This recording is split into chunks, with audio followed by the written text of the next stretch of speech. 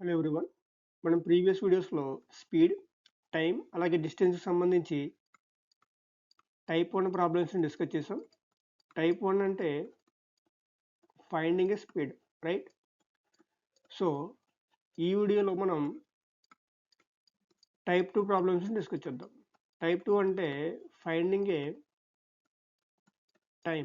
Okay, so RRB previous ఇయర్కి సంబంధించి type 2 ప్రాబ్లమ్స్ని సాల్వ్ చేద్దాం.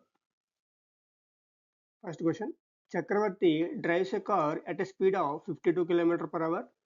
How much time will he takes to cover a distance of 364 km? Okay, easy question అండి. చక్రవర్తి కార్ని 52 km/h తో drive చేస్తున్నారు. 364 కిలోమీటర్ని ట్రావెల్ చేయడానికి ఈయనకి ఎంత టైం పడుతుందో ఫైండ్ అవుట్ చేయమని అడుగుతున్నారు, రైట్? ఈజీ అండి. ఇక్కడ మనకి టైం అంటే distance by speed, right?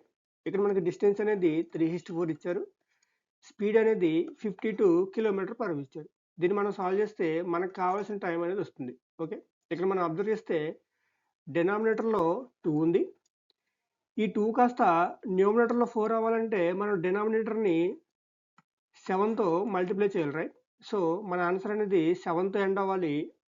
Option verify చేస్తే 7తో ఎండ్ అయ్యే ఆప్షన్ ఒకటే ఉంది, ఆప్షన్ డి అనేది కరెక్ట్ ఆన్సర్ అవుతుంది, రైట్?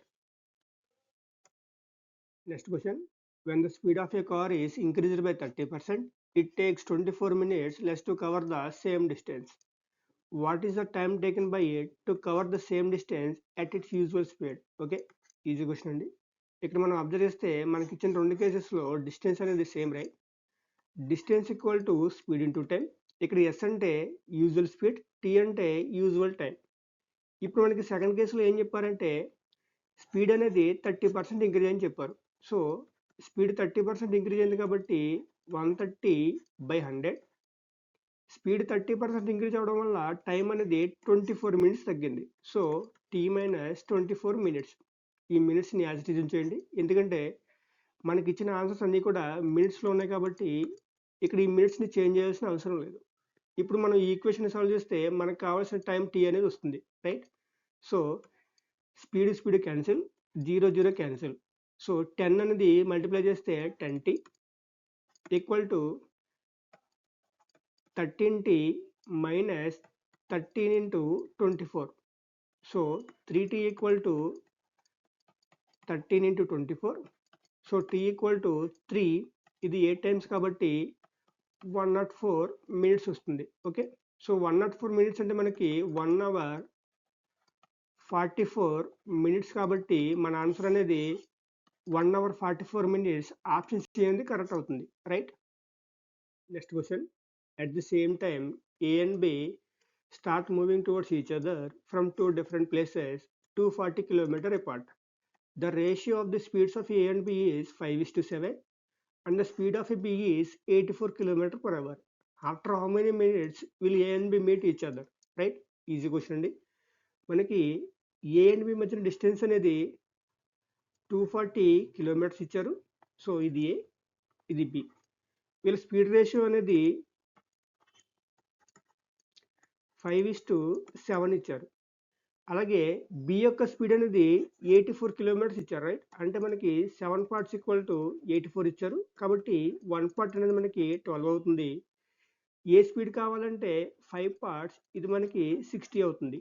అంటే బి స్పీడ్ అనేది 84 km/h, ఏ స్పీడ్ అనేది 60 km/h, రైట్? ఇప్పుడు వీళ్ళిద్దరూ ఆపోజిట్ డైరెక్షన్లో అంటే మూవింగ్ టువర్డ్స్ ఈచ్ అదర్లో ట్రావెల్ చేస్తున్నారు. వీళ్ళిద్దరూ ఎప్పుడు మీట్ అవుతారని అడుగుతున్నారు. వీళ్ళిద్దరూ మీట్ అవ్వాలంటే ఈ 240 కిలోమీటర్ని కవర్ చేయాలి, రైట్? సో ఈ 240 కిలోమీటర్ని ఎంత టైంలో కవర్ చేస్తారో చూద్దాం. టైం అంటే డిస్టెన్స్ బై స్పీడ్ కాబట్టి వీళ్ళిద్దరూ ఆపోజిట్ డైరెక్షన్లో వస్తున్నారు, రైట్? అప్పుడు స్పీడ్స్ అనేవి యాడ్ అవుతాయి. 84 + 60 అంటే మనకి 144 వస్తుంది. So 12 times, 20 times. ఇది మనకి అవర్స్లో వస్తుంది. మనకు కావాల్సిన మినిట్స్ కాబట్టి దీన్ని మనం ఇంటూ 60 చేయాలి. ఈ 12 అనేది 60ని 5 టైమ్స్ కట్ చేస్తుంది. 20 × 5 అంటే 100 మినిట్స్ వస్తుంది. సో మన ఆన్సర్ అనేది 100 మినిట్స్. ఆప్షన్ బి అనేది correct answer. Okay, next question: the ratio of speeds of A and B is 4:5. and hence A takes 20 minutes more than the time taken by B to reach the destination. If A had walked at a double his speed, he would have covered the distance in. Okay, easy question అండి. మనకి క్వశ్చన్లో AB అనే ఇద్దరు వ్యక్తులు ఉన్నారు. వీళ్ళ speed ratio అనేది 4:5 ఇచ్చారు. దీని నుంచి మనకి టైం రేషియో కావాలంటే స్పీడ్ రేషియోకి ఇన్వర్స్ కాబట్టి 5:4 అవుతుంది, రైట్? ఇక్కడ డిఫరెన్స్ అనేది 1 పార్ట్ ఉంది. ఈ 1 పార్ట్ అనేది మనకి క్వశ్చన్లో 20 మినిట్స్కి ఈక్వల్ అని చెప్పారు. సో అంటే బి ఒక డెస్టినేషన్ రీచ్ అవ్వడానికి 80 మినిట్స్ పడుతుంది. అలాగే ఏకి సేమ్ డెస్టినేషన్ రీచ్ అవ్వడానికి 100 మినిట్స్ పడుతుంది. ఇప్పుడు మన క్వశ్చన్లో ఏమడిగారంటే ఏ గనక తన స్పీడ్ని డబుల్ చేస్తే ఎంత టైంలో రీచ్ అవుతారని అడుగుతున్నారు.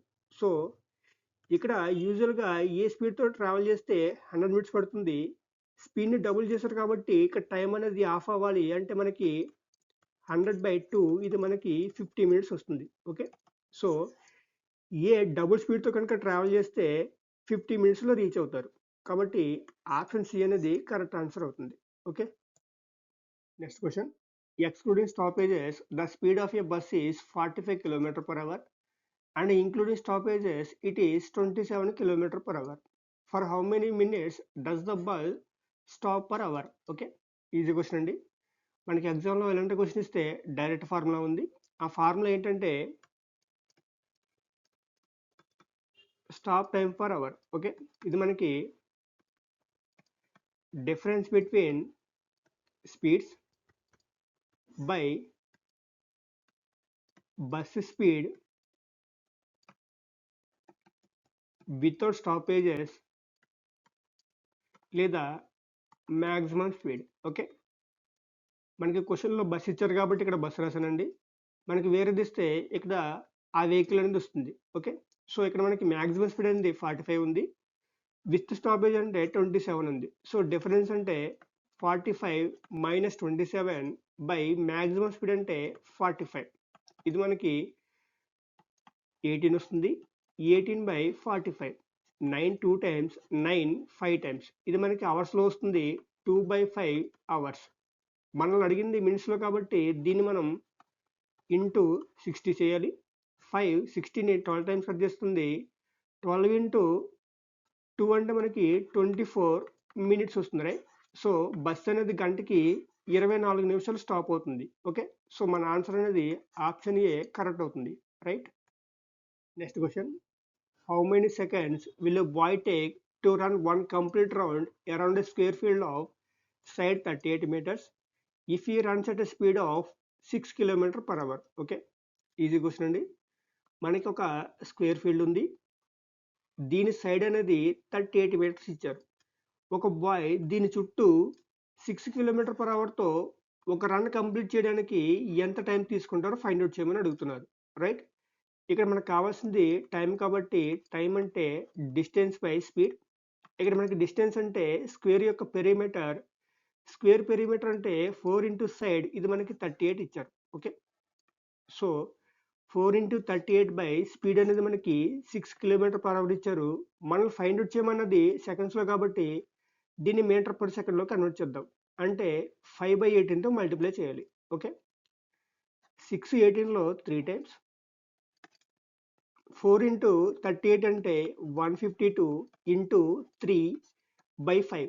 ఓకే, పైన మనకి ఎంత వస్తుంది? 456 వస్తుంది by 5.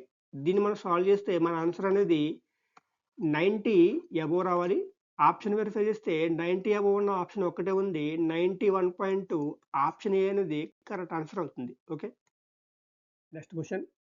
Akshita covers a distance of 300 km at the speed of 50 km/h, then 360 km at 30 km/h and another 420 km at 60 km/h. If her average speed of the whole journey is k km/h, then how much time will she take to cover 216 km at k km/h? Okay, easy question. ముందు మనం అక్షిత యొక్క average speed అంతా find out చేద్దాం, right? So average speed అంటే total distance by total time taken, right?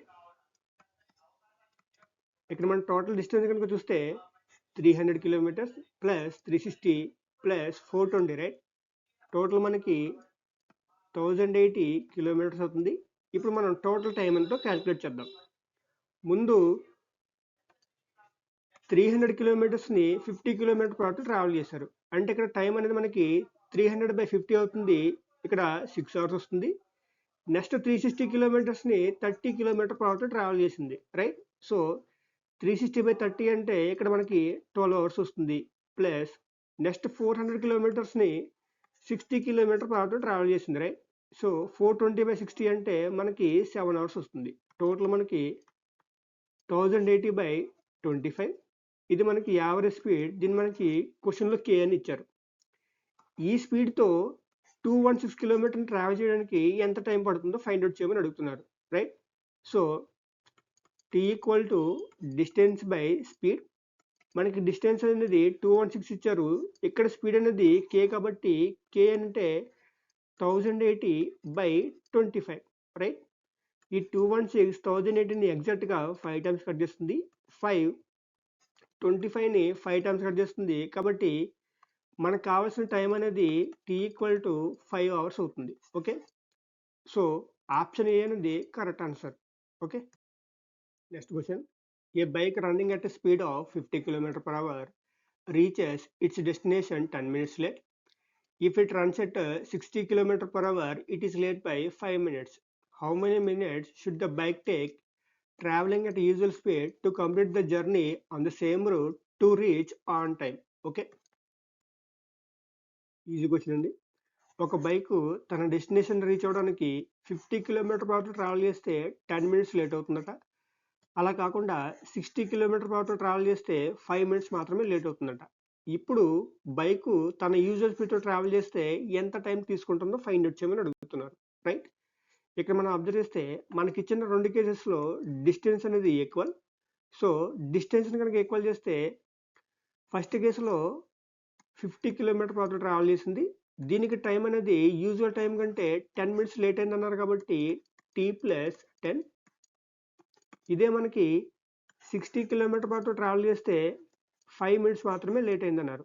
So T plus 5. Okay. దీన్ని మనం solve చేస్తే మనకు కావాల్సిన యూజువల్ టైం అనేది టీ వస్తుంది. Okay. 0 0 cancel. 5t plus 50 60 plus 30 right. So T అంటే మనకి 20 మినిట్స్ వస్తుంది. ఓకే.